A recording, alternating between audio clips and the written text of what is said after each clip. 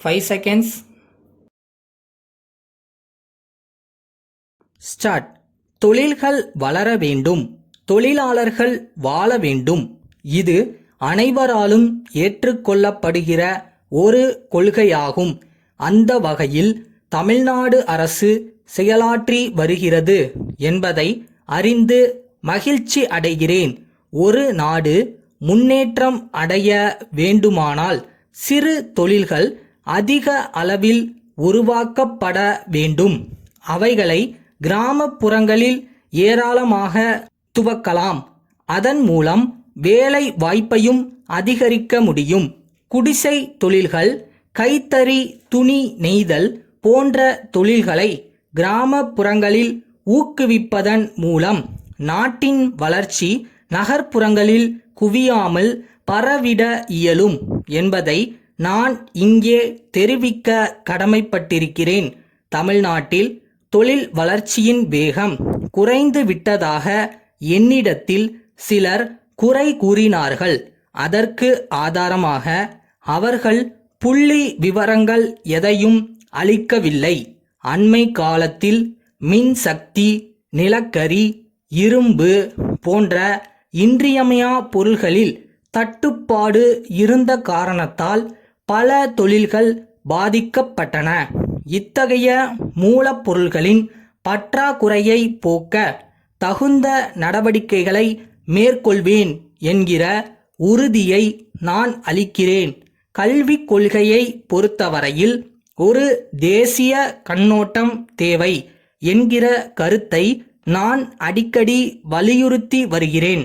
பல்வேறு மொழி பேசும் இந்திய மக்களிடையே ஒற்றுமை உணர்வு மேலோங்கிட வேண்டுமானால் எல்லா மாநில மொழிகளும் பயிலுவதற்கான வசதி வாய்ப்புகள் ஏற்படுத்தியாக வேண்டும். அதற்கான நடவடிக்கைகளை மேற்கொள்ள மாநில அரசுகள் முன்வர வேண்டும் என்கிற வேண்டுகோளை இங்கே எடுத்துச் சொல்வது என் கடமையென கருதுகிறேன். பிற மொழி நூல்களில் சிறந்தவற்றை தமிழ் மொழியில் வெளியிடுவதற்கு தமிழ்நாடு அரசு திட்டமிட்டுள்ளது என்பதை அறிந்து மகிழ்ச்சி அடைகிறேன். அதைப் போலவே சீரிய தமிழ் இலக்கியங்களை பிற மொழிகளில் வெளியிடுவதற்கான திட்டம் நல்ல முறையில் நடைபெற்று வருகிறது என்றும் அறிகிறேன்.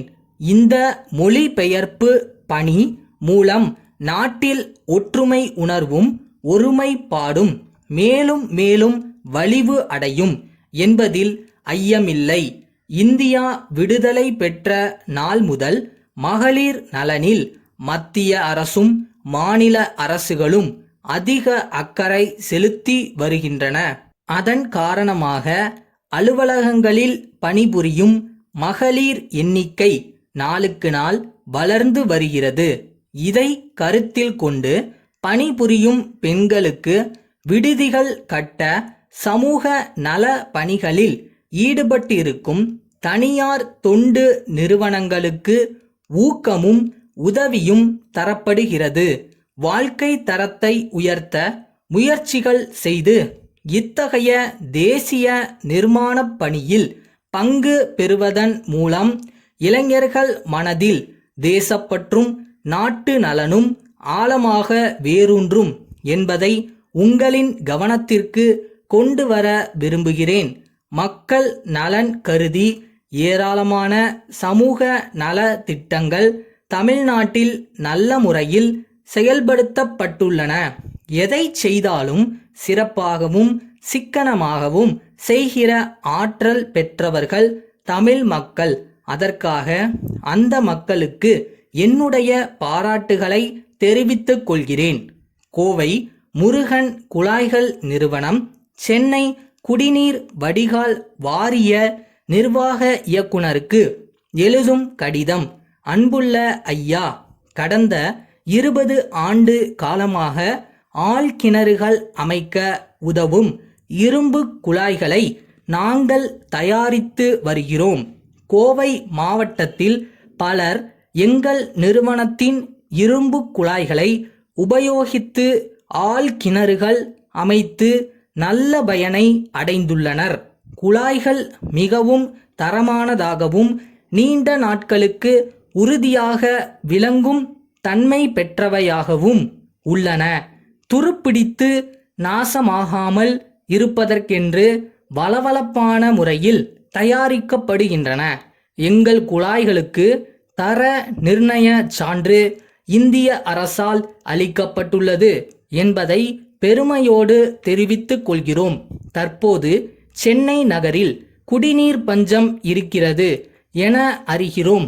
இப்பிரச்சனையை வெற்றிகரமாக சமாளிக்க ஒவ்வொரு மாநகராட்சி வட்ட பகுதிக்கும் 100 ஆழ்கிணறுகள் என்கிற திட்டத்தில் கிட்டத்தட்ட 10,000 ஆழ்கிணறுகள் அமைப்பதாக முடிவு செய்து இருப்பதாக அறிகிறோம். அதற்கான ஒப்பந்த புள்ளி கோரி வெளிவந்த விளம்பரத்தையும் பார்த்தோம். எங்களுடைய ஒப்பந்த புள்ளிகளை தபால் மூலம் முறையாக அனுப்பியுள்ளோம். இப்படிக்கு